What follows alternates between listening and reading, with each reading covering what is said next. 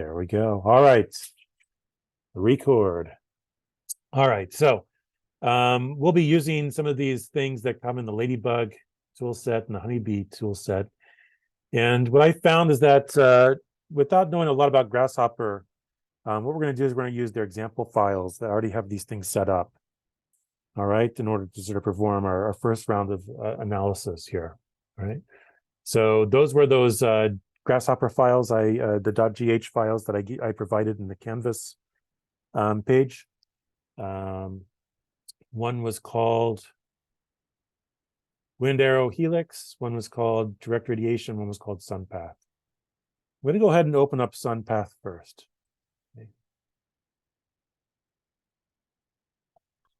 Mine might pop on with a bunch of different windows, and it's probably because before the last time I saved this file, I didn't set some of those gates to false. And so it's trying to jump ahead and try to do all these calculations for me, even though I don't necessarily have all the data it needs to do it. So give it just 1 second. And again, I'm not sure why this is doing this. All right, so it's trying to find that weather file. I'm going to go ahead and cancel. There are a couple of gates here. Let's see here. The download, the README, the default set. So this is what happens when you're installing it and first doing it.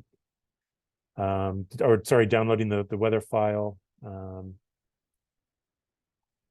So yeah, I'm going to toggle this to false and save. All right. Now I'll toggle this to true. It's going to tell me, okay, let's find a weather file. I'm just going to pull up one of these that I've already downloaded for Las Vegas, Nevada. It's somewhere here. Okay, here we go. All right, it's looking for an EPW file. If you open that up in like TextEdit or a Notepad on your machine, you just realize it's just a big text file with a bunch of data in columns and rows separated with columns. It's just a big data file. And the way it's formatted, then this widget is set for sort of parsing all that information. It's just probably a C# or Python written script widget. Let's see, I can open this up in editor actually and see what the code inside is. Yeah. So importing the EPW file, there's a bunch of comments at the top, and then it's sort of going through and parsing all that data, separating it out and formatting it to be plugged into this widget down here, right? So interesting that you can always sort of see the code that they've sort of custom written here. All right, so there's a couple of things going on here, and we read these files from left to right. You don't necessarily have to think about how all this stuff was dreamed up, but let's just go through the workflow here. In a sense, it is a flow chart, right? In other words, we have ingredients on the left, they get plugged into widgets on the right. Those widgets use the ingredients to create something else that then become the ingredients for the next set of widgets, right? And so you can see that the flow, like let's say sun path curves, then gets plugged into this, a geometry widget. Compass curves get plugged into this, sun path center points, sun path positions, get plugged in to make a line that shows the sun ray, etc. Right? So there is a sort of method to this madness, right? But first foremost, we open up an EPW file, a weather file, it gets parsed here and gets plugged into this, just so it can see the location, right? In this case, all it needs is the location, the latitude, in other words, in order to understand the solar geometry, right? This is all just based on a little bit of physics and a little bit of algebra and a little bit of calculus. All right, so let's look at some of the other ingredients that this widget needs. It needs location. It needs to know where north is on the Rhino file. So right now I have mine set up to be 0. I think that's by default. That means it's just set up to be the positive y axis in the XY plane in top view, right? And so I can always change that by plugging in a different value here and rotate my north arrow in my Rhino file if I don't want it to be the y positive axis. For instance, downtown, if you shift downtown, then you'd have to shift the north arrow, so Let's see. But anyway, I'm just going to assume 0 for now. Then it wants the hour, day, and month, right? For figuring out where the sun location is, right? It's going to place a point in space where that sun is, based off of those parameters. Number of time steps per hour in the sun path, right? So, in other words, when it's doing the path, and you see all of these arcs, right, for all the different sort of months, and then you see the sort of way things can move up and down, based off of um, time, right? Then you can sort of make that more or less granular, right? Sort of, again, sort of like a chart in the sky, right? I'm just going to leave that at 1. The analysis period. So I'm not gonna put anything into that because it says inputs here will override the hour, day, and month inputs above. We don't want to do that, right? A center point for this sort of compass and where this thing's going to be located, right? Because it draws a compass with north and the cardinal directions. Then it puts the sky chart. Then it puts the sun along the path. So it draws all the possible sun paths, puts the sun on the sun path, right? So the center point of all of that. So what I've done is I said, you can right click and select all the geometry that you have in your model. Maybe that's downtown Las Vegas. Maybe that's just your planar composition. And then look at all that data, find the centroid of that big group, and make that centroid the center point, right? So that's all this does, is simply find the bounding box and then find the centroid, and then use that as a center point to sort of situate our sun path information around it. Okay. Sun path scale, we can scale that up, make it bigger, or scale it down and make it smaller, in order to sort of format it so that it sort of fits around our geometry that we're measuring and looking at. Okay. Same with the sun scale. We can change the scale of the little representation, the ball, the sun that'll show up in our diagrams when we bake this into Rhino and then bring it into Illustrator, right? Projection. So the default is set to a 3D hemisphere, and that's why I'll keep it in 0. The rest of this stuff I never mess with, right?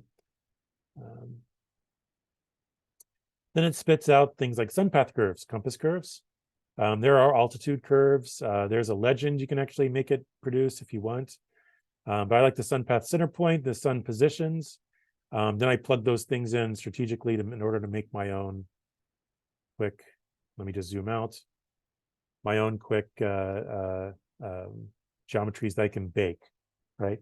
So you see all this stuff right here that the Grasshopper file generates, right? And it's generating in real time. If I change any of those parameters, then all of this stuff, all the changes, all the information flows from left to right, and all the stuff here at the right changes along with it, right? And if I turn off Grasshopper, all that stuff disappears. So let's say I want to actually have this sun path, and I want to bake it into Rhino, so I actually have it permanently in Rhino. And I can export it out as curves and surfaces to a 3D printer, or maybe to curves to Illustrator, so I can clean it up as a diagram, right, like we've been doing. I can take the Grasshopper geometry, this instance, and I can bake each of these. So if I click on a widget, you'll see that if it's describing a piece of geometry in Rhino, that the geometry preview in Rhino highlights in green as well, right? So this is all the sun paths. This is that sun ray. And this is the sphere itself of the sun, right? And so if I wanted to make a diagram where I show the sun at 8 a.m., 9 a.m., 10 a.m., 11 a.m., noon, 1, 2, 3, 4, 5, I could sit there and do the slider, bake the sun in at 8, change the slider to 9, bake the sun in at 9, change the slider to 10, bake the sun in at 10, all right? And so let me just talk a little bit about that, right? I'm going to first in Rhino, make a new layer for all these things that I'm generating in Grasshopper, but I'm going to bake in my static objects into Rhino, okay? And that's a nice thing about it, is if you think about Grasshopper, all of this file, it's not actually, there's no geometry in this file. It's all just the instructions. It's like the recipe, right? And I can change the recipe just like if I change, like, let's say the Tool House cookie recipe, right? And I had twice as many chocolate morsels. because I'm a psychopath that likes chocolate, then the end result changes, right? And like I said, if I switch out vanilla extract with lemon juice, right, I get something completely different, right? Probably not so good. If I switch out sugar with salt, again, I get something different, right? So if you think about these all as ingredients in a recipe, right, the end result is constantly changing depending on how we change around the parameters, right? It's called parametric modeling, parametric design. It's all based on us orchestrating the recipe and then letting the system sort of generate results. And sometimes the results can be surprising, other times quite predictable, right?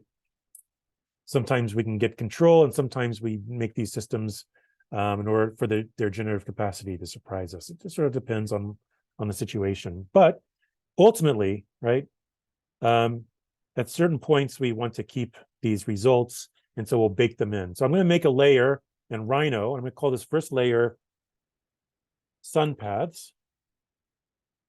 And then the next layer I'm going to make sun rays. And of course, I typed in double A's for some reason. And then the next one, just suns, like sun spheres. Maybe I'll say that just so it's clear to me what I'm doing. All right. These are all set to black. Maybe I'm just going to quickly change their colors. Not because I really like these colors, but just to help me sort of keep these things parsed. So I can sort of keep them separate in my mind. Orange. Ooh, we got some real colors here. Yeah, and Viva Magenta, why not? All right, so okay, so like I said, first and foremost, I'm going to go check the parameters. What am I trying to show here, right? Let's take today. I think yesterday technically was the solstice at some point in the afternoon. Like sometimes it switches between the 20th and the 21st. But yeah, today's like the first day of summer, yesterday, depending on who you ask. And so, you know, this is a typical, you know, if we were druids, we could like, you know, make some stone formations and have a ceremony, or maybe make some earthworks like other cultures did. But in this case, we'll celebrate through grasshoppers. So we'll set the day to 21st. We'll set the month to 6. And then what I find is really helpful, you can see that we're at this farthest arc now, right? It's June 21st. Fantastic. So the longest day of the year. And what we can do is we can set the hour, all right? So in this case, maybe I'll look at 6 a.m. And the sun is already up at 6 a.m. Look at that on today. My dog was up too. It was pretty interesting how she does that. All right, so here's where I want you just to sort of watch. All right. Another quick adjustment, right? Like I'm trying to give this diagram and show it in relationship to this planar composition. Maybe it's a house, maybe it's a building, a museum, who knows, right?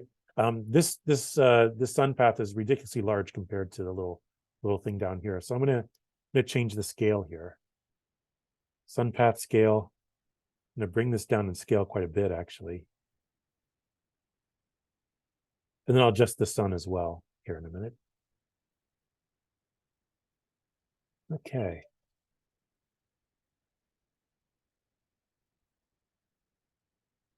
Just want to look at this. That's a little better.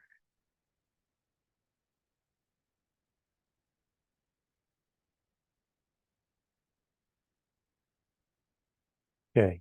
Now I'm going to go ahead and say set multiple geometries. Okay. So remember when I said the center point is on the X, Y, Z 0, point by default? Let's say I also want to not only scale this closer to my geometry, but I want it to center up my geometry. I can look at this center point. I can sort of reverse engineer. Okay, it's looking at geometry and find the centroid. Okay, so right here where it says right click and select set multiple geometries, that's exactly what I'm going to do. I'm going to right click on this widget that's orange. I'm going to in the box here that pops up, I'm going to say set multiple geometries. Grasshopper disappears. This is a prompt for Grasshopper to disappear and let us select certain objects in Rhino and reference them back into Grasshopper so we can build off of them inside of Grasshopper as well. Okay. So in this case, I'm going to select all of this stuff together. All right. Now you can see that my sun path is actually centered around the geometry itself. Okay. So it takes all that geometry, unions it together, finds a centroid, makes that centroid the new center point, and voila. All right. Last but not least, this sun is ridiculously large now.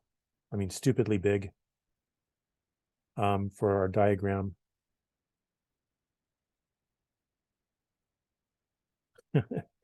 Oh, I see. There we go. I'll scale it down here so they look about the same. Okay. So we have the sun in its place with the sun chart at 8 a.m. All right. Now, if I go to the very right, I see the sort of end results, the products of all of this recipe being executed, right? So here I have all of this, the sun path and compass curve geometries, right? Here I have the sun ray, the direction, and here I have the sphere of the sun itself, a sort of representation of the sun in the sky, and sky vault, sky dome. All right, so without any further ado, let's bake these things in. So I have a sun paths layer. I'm going to right click on the sun paths widget.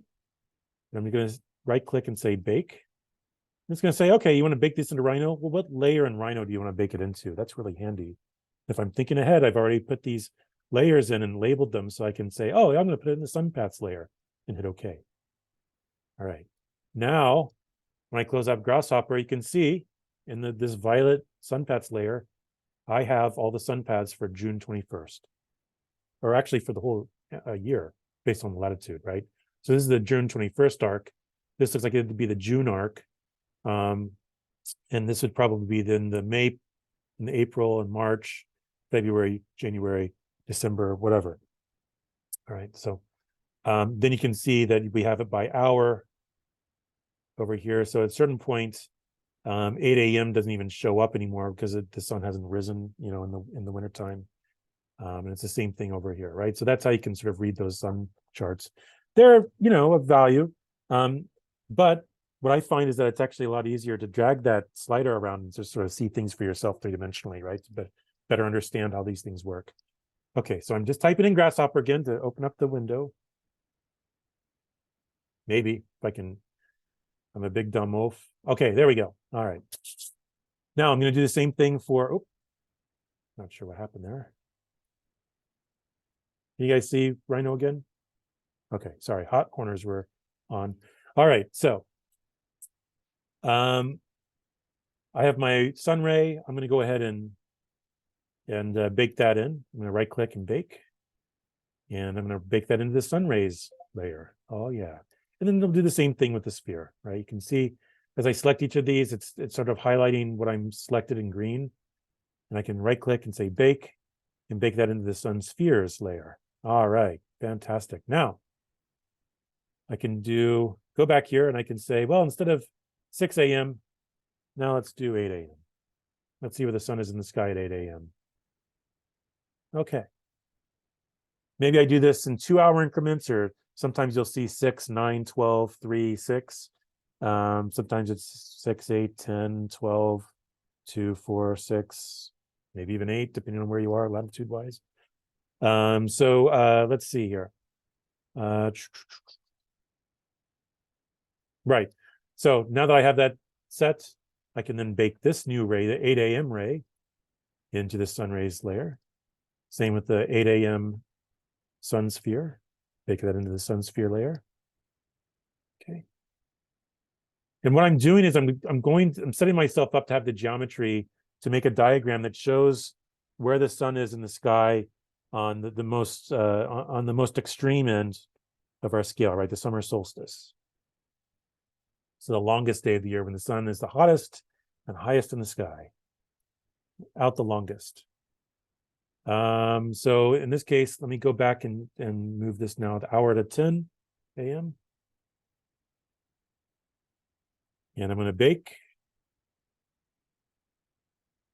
And I'm going to bake.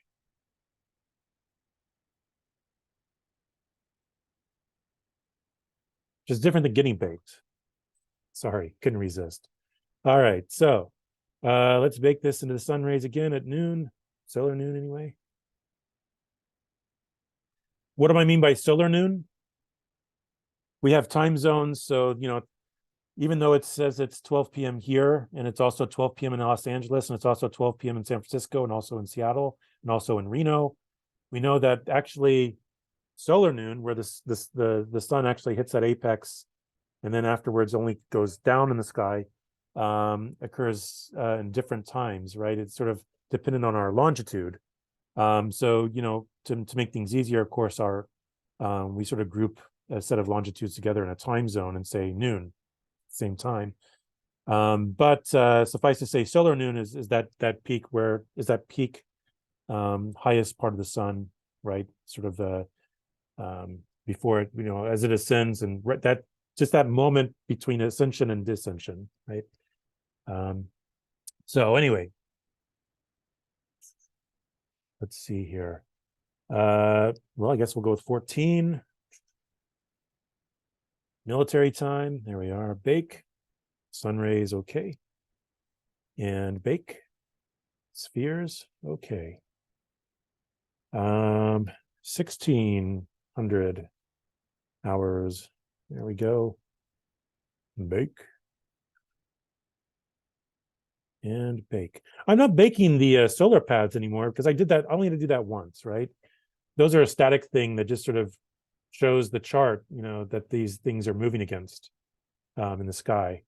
And so maybe one more. I'll do 6 p.m., 1800 hours, and do the sun path here.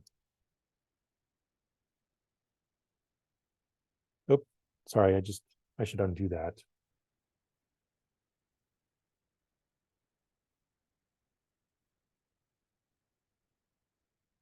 So I baked it into the wrong layer. I baked it in the sun paths layer. A way to undo that is to say undo in Rhino, undoing grasshopper solution. Okay, there we go. So now bake. I'll put sun rays this time, which would help if I picked the right layer, and bake the sphere in the sun spheres layer. Sorry, that was just a big goof up on my part. All right. I'm just going to close Grasshopper for the moment. It keeps that file open, which is helpful. I'm just going to turn off that sun rays layer again. Just double check this, right?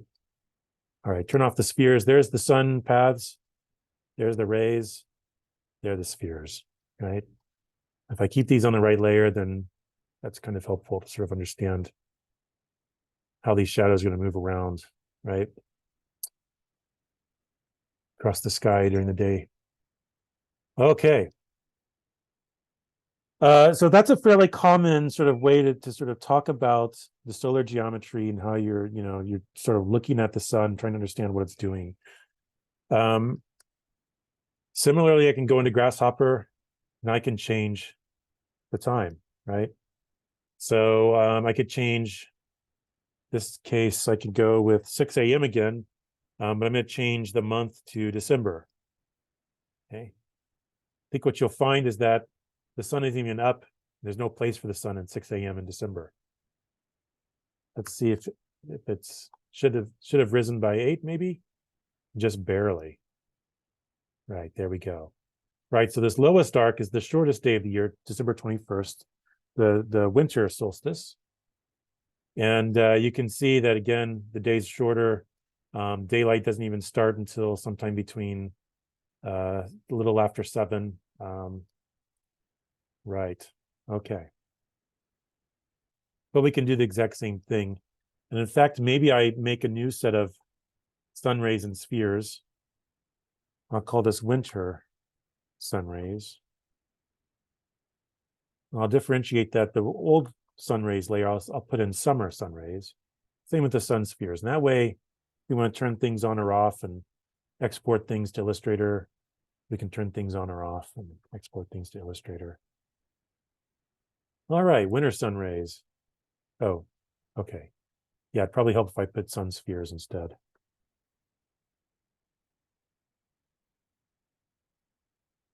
You ever do that where you're like saying one thing with your mouth, but your brain is doing something different, making you type something completely different with your hands? Oh, anyway, maybe it's just me. So here we go. I'll just move this over here to the side and see if these things can coexist on the screen together a little easier for us to see. There we go. Here am I baking. Here I'm adjusting the time of the day. Yes. All right. So winter sun rays for 8 a.m. Winter sun spheres for 8 a.m. and 10 a.m. All right.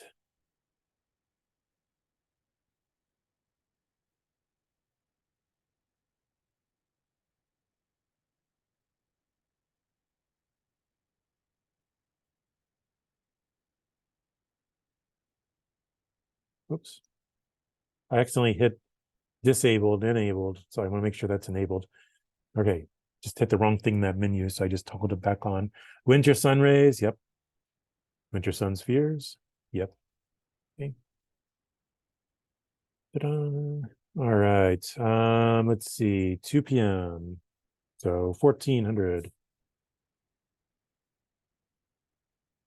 Bake.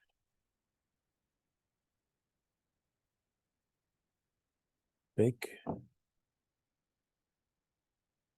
16. Dun, dun, dun, dun, dun, dun. This might be the end of our winter sun. All right, let's see here. Bake. Winter sun rays. Bake. Winter sun spheres. All right.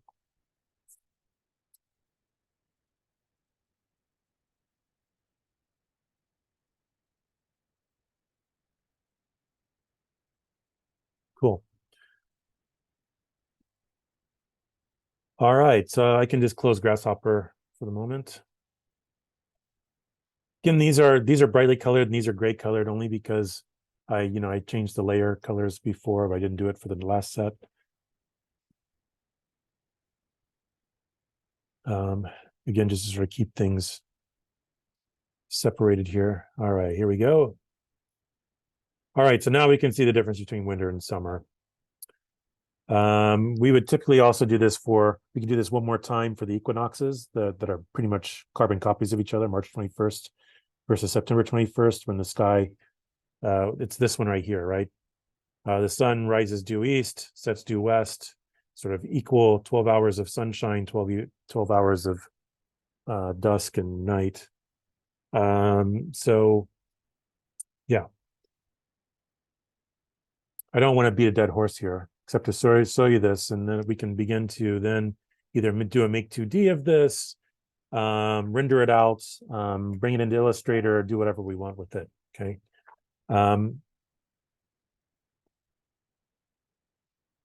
All right. So I'm just going to go ahead and hit save as in my Rhino file.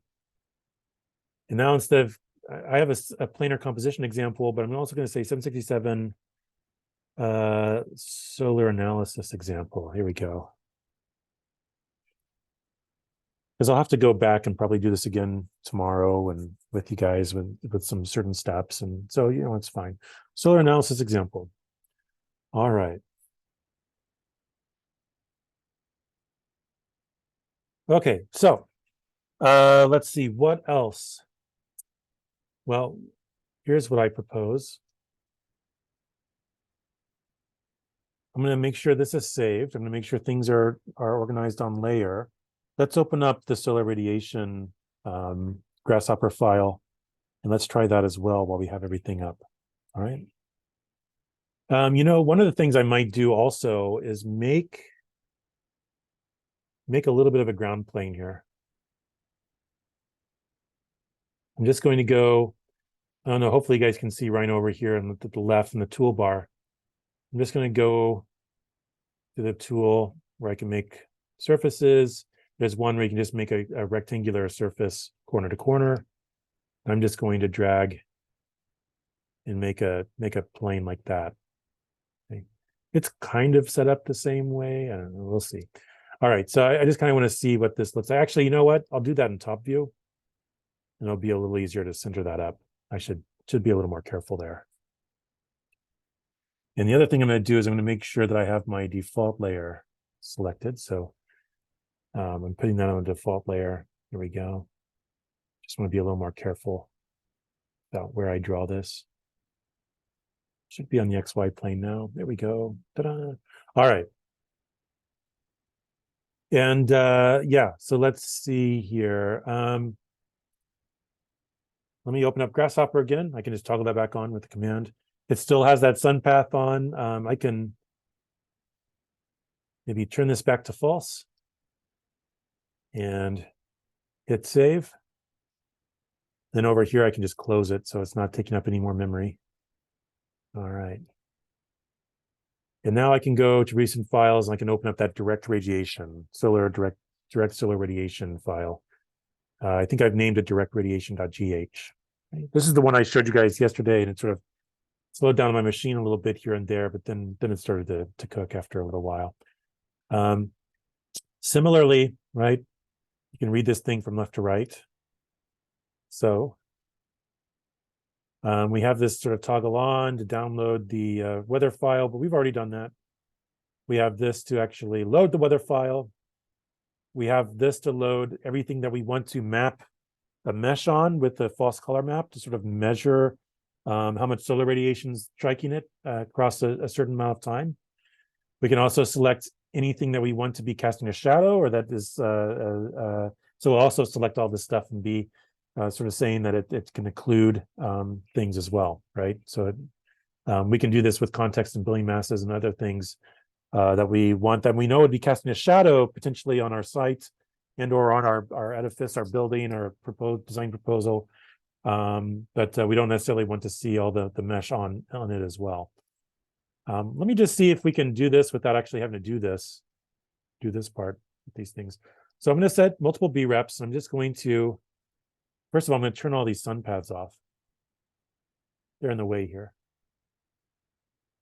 All right. Just going to select all my geometry, load that in.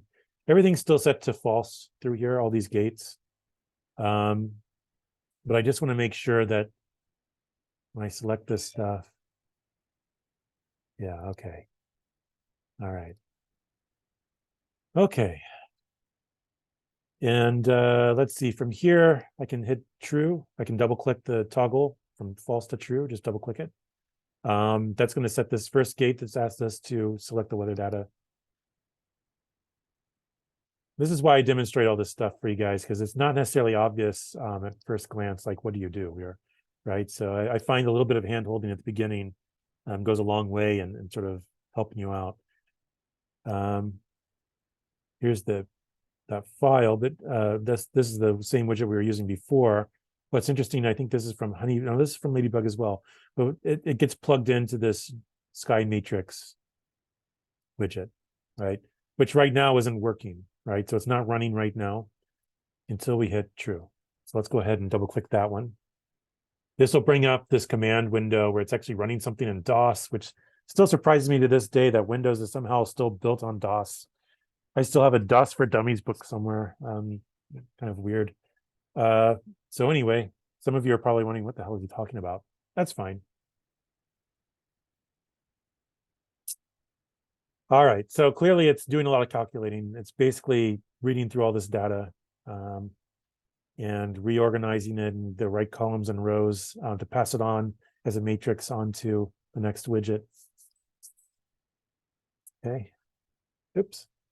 So this happens sometimes, right? I'll try typing in Grasshopper to see if it, okay.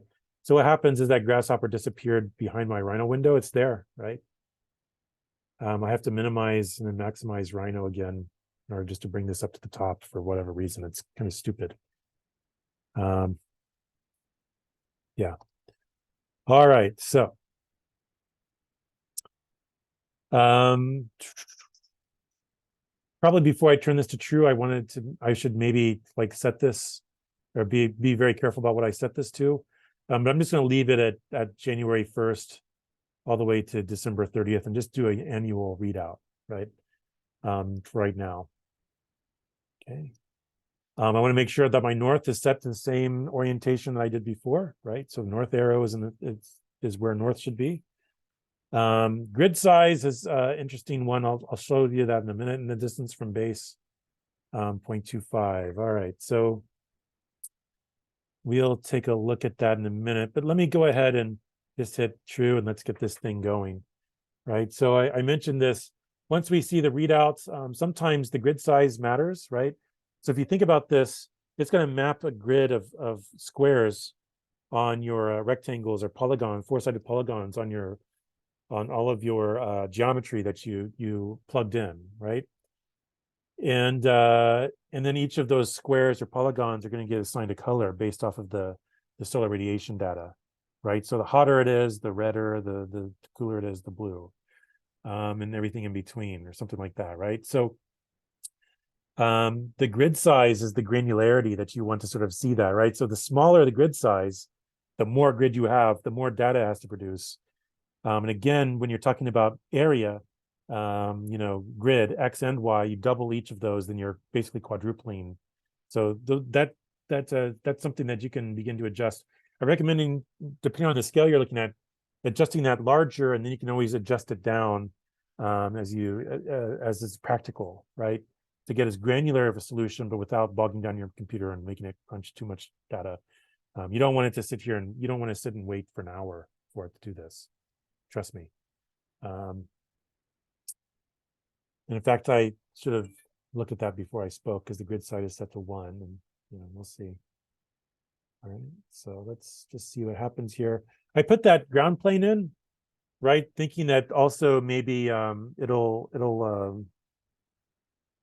show like where this thing is casting a shadow on outside spaces around it, right? I kind of want to see, if you're like me, you got to design the site from one end to the other, right? It's not just about the building, it's about designing, bringing order to everything, including and how it interfaces with that public realm and the sidewalks and bus stops that are nearby and everything else. So especially in an urban core like downtown Las Vegas, you gotta make it work with all these things. It's a lot easier if you work with all those systems instead of working against them.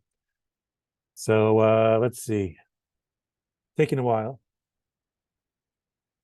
but we can adjust how granular and therefore how long it takes to sort of compute with the grid size. The larger the grid size, the larger the box is, the less it has to compute. The smaller the grid size, the opposite. Distance from base is, I think it like offsets the mesh a little bit from the ground by this amount. So you can actually see it differentiated from the ground plane, so you don't get like that overlapping. I believe that's what that is. We'll see. I kind of wanted to sort of see what that actually does there. And then we'll also, one of the things I did is I created this surface. We'll see if the surface looks correct. I didn't check its direction to see if like the top of the surface is actually pointed upwards or pointed downwards. If it's pointed downwards, we'll notice that it doesn't look correct right away, and we can change it. So these are all these sort of things that you have to look at, and they happen as you go. So I'm not quite sure why it's taking this long. It didn't take this long yesterday, did it? Yeah, I don't think so. Except I added a lot of surface area for it to compute at one to one. So maybe that's what it's doing. It's just taking a while. All that ground also. So damn.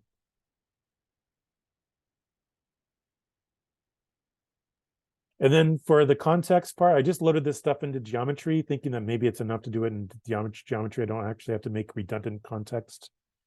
All the stuff out here, like the neighbors in your site model, you would want to add those as context, right? So that we can understand where the sun rays are being occluded by that, and because those will have an effect on how much direct solar radiation is actually hitting your building site as well. All right, so at this point, I'm just sort of watching. And what it's going to do is it's going to give me, these are all the inputs for this widget. What it's going to give me out, it's called a radiation mesh, but it's basically a new mesh. And each vertex and face of the mesh is assigned a color. And we can actually bake that mesh into Rhino. When we put it in render mode, it actually renders out all the colors for us.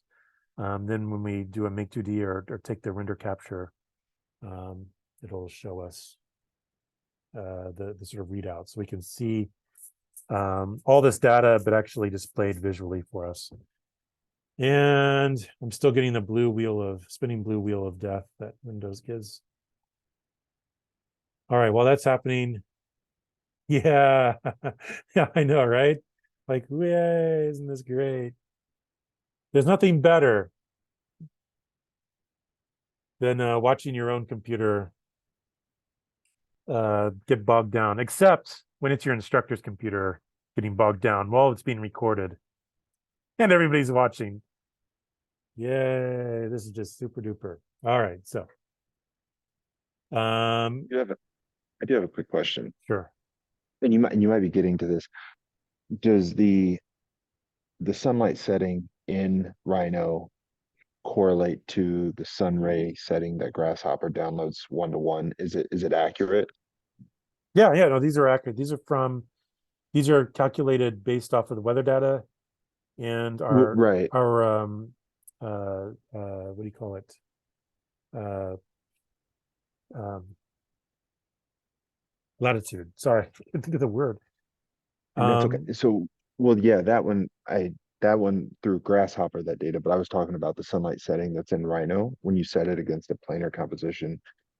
Does that do is that as accurate as Grasshopper? yeah, no, it absolutely is. Yeah, it Oh, it should is be. too. Yeah. Okay, gotcha. Okay. So it's using the exact same data for the position of the sun in relative to, so what it does is here's how it really works, right? It takes your geometry, divides it up into a mesh, then at each mesh it projects the ray, or in this case a bunch of rays throughout the year, and then sees which ones actually hit your building and which ones are actually blocked by the geometry and the context. Then it aggregates those together and meshes them, or averages them together. And then it sort of normalizes the data so that the extreme becomes one end of the color spectrum and the other extreme becomes the other end of the color spectrum, and maps the colors onto the mesh itself. Got it. So, So so there's actual data pulled from Rhino into Grasshopper to get this setting yes, correct. exactly right. Yeah. Okay, I gotcha. Okay. So it's doing all of this. That's why it's taking a while. So if I was going to change any of this after it gets done calculating, I'd probably set this to false again. Then I would up the grid size because right now it's taking way too long for mine to go, and which is stupid. It shouldn't. Stupid computer. But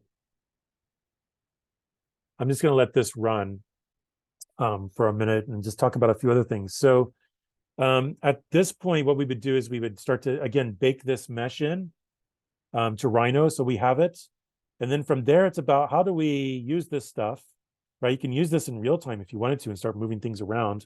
Or you can start to look at these diagrams, these radiation, start to make some design moves without Grasshopper on, right? And then come back in and reanalyze the new set of moves and see how your changes affected the radiation, the solar radiation, things like that, right? So you can think of it in different ways here. This one, right now, clearly my setting grid size of 1 was way off base. I should have upped that before I started this, um, because it's taking a while in front of you guys. But suffice to say, if I let this run long enough, it'll compute out, and we'll see it. Maybe that'll be soon. Maybe that won't be soon. I have no clue because there's no progress bar. But for this anyway. Um, from there, it's a simple matter of like, what do I want to show? I actually kind of like this idea of snapshotting these things, so you can show your progression, like how you were using this and completing that feedback loop between here's what I want to do, here's how it performed. Now I'm adjusting things based off of that. Now it's performing better. Here's how I adjusted a little further and made some tweaks. Now it's performing optimally, at least as far as my analysis shows, right? So at this point, I might say, well, here's the first radiation mesh and change the layer name to reflect that. And then later on this afternoon, after I've changed some things, I might do this again, and then bake that on a different one where I can show how this thing is progressing, how my design is actually changing and evolving. Sort of survival of the fittest, so you might say, right? Like sort of taking again the analysis and feeding it back in, making some design changes, and then reanalyzing it to sort of see how sunlight can directly inform some of these moves I make, right?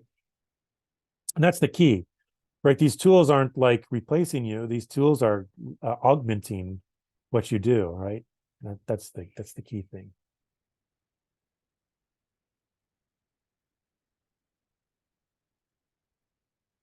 All right, so this is not responding.